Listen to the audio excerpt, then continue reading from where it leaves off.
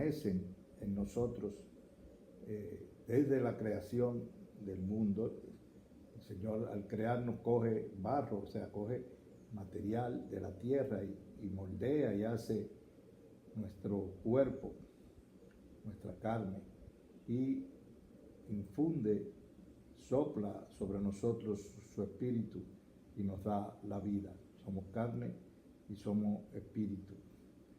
Y nos va a decir en la carta a los Gálatas San Pablo que la carne tiene tendencias contrarias al espíritu y el espíritu tiene tendencia contraria a la carne.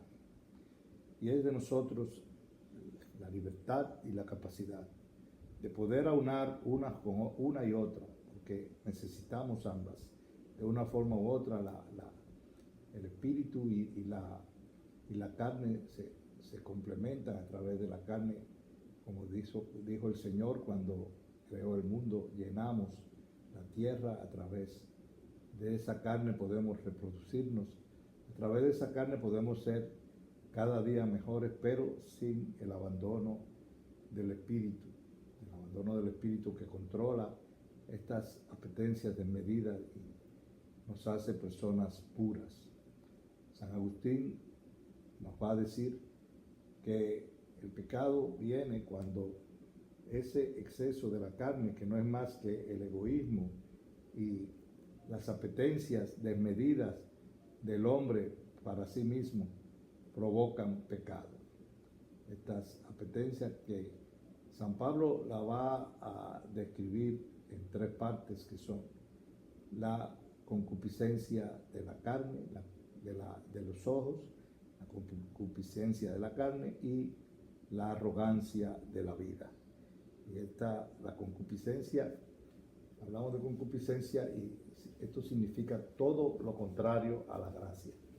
Si la gracia son todos los medios que nos da el Señor para poder alcanzar su reino y la santidad, la concupiscencia son aquellos medios que nos da la carne para facilitar el pecado en nuestra vida. El exceso de placer, el exceso del poseer, la avaricia, el exceso de poder y por supuesto la arrogancia de la vida, que no es más de sentirnos que nosotros mismos podemos andar y ser perfectos y que no necesitamos de la presencia y del acompañamiento y de la comunión con Dios en nuestras vidas. El mismo Lutero nos va a decir que por la cicatriz del pecado original, ese mismo pecado vive en el hombre y corrompe la naturaleza humana, haciéndonos frágiles y débiles. Y por eso es que la justificación y la salvación, la santidad, decía Lutero, nos va a llegar a través de la gracia, nos va a llegar a través del Espíritu y no necesariamente nos va a llegar por nuestras obras y por nuestra conducta. Nuestras obras y nuestra conducta debe de ser una respuesta, debe de ser un resultado de la presencia de la gracia de Cristo en nosotros y no al contrario.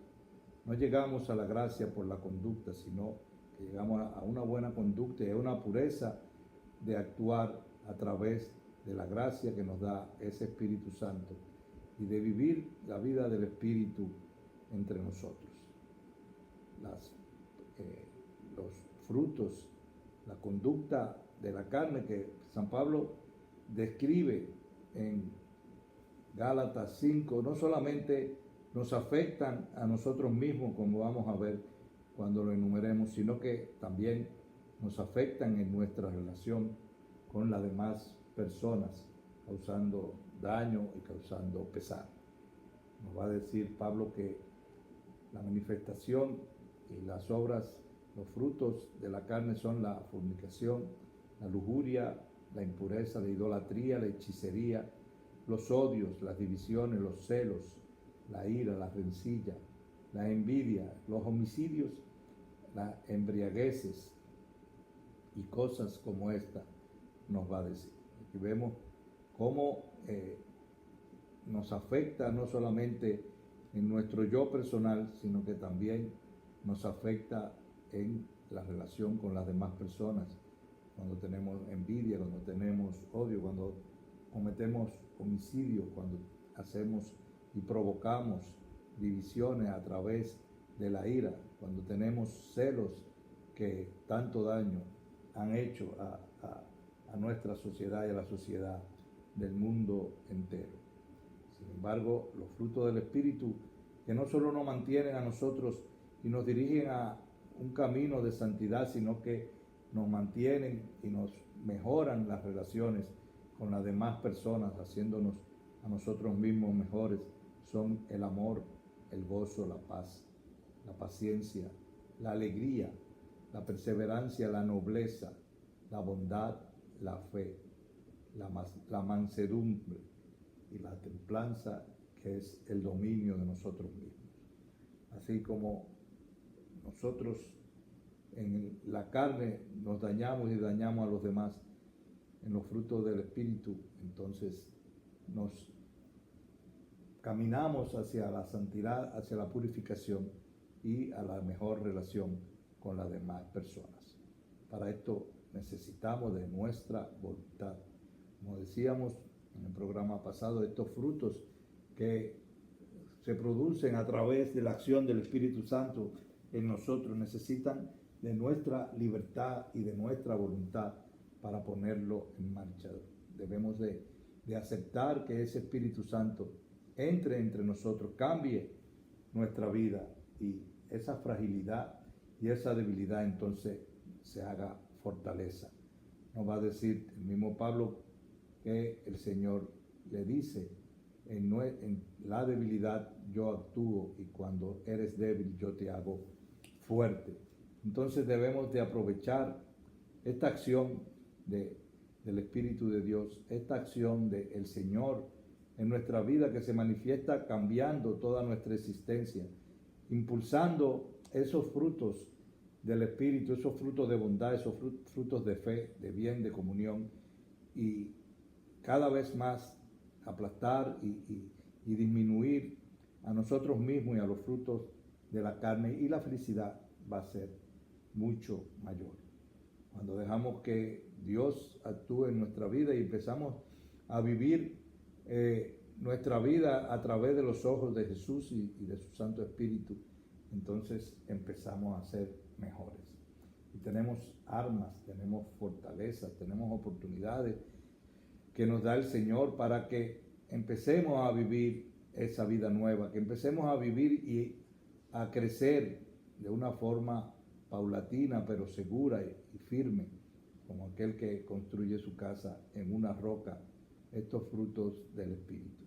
Esa libertad que nos da el Señor, debemos de hacerla aún mayor a través de la oración, a través de la vida en comunidad, apoyándonos unos a otros, a través de la lectura de la palabra de Dios y el estudio de la tradición de la iglesia, y por supuesto a través del uso de los sacramentos que no nos quitan esa concupiscencia, no nos quitan esta debilidad de la carne, pero nos hacen aún más fuertes porque nos confieren gracia, y a través de la gracia vamos a ser mejores, vamos a ser más puros y vamos a ser más santos. Kenneth.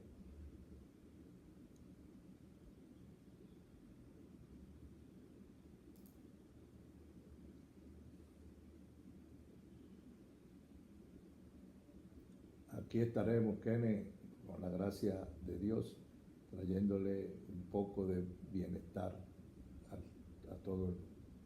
El Señor los bendiga y recordarles siempre que el mundo es un lugar espléndido para vivir.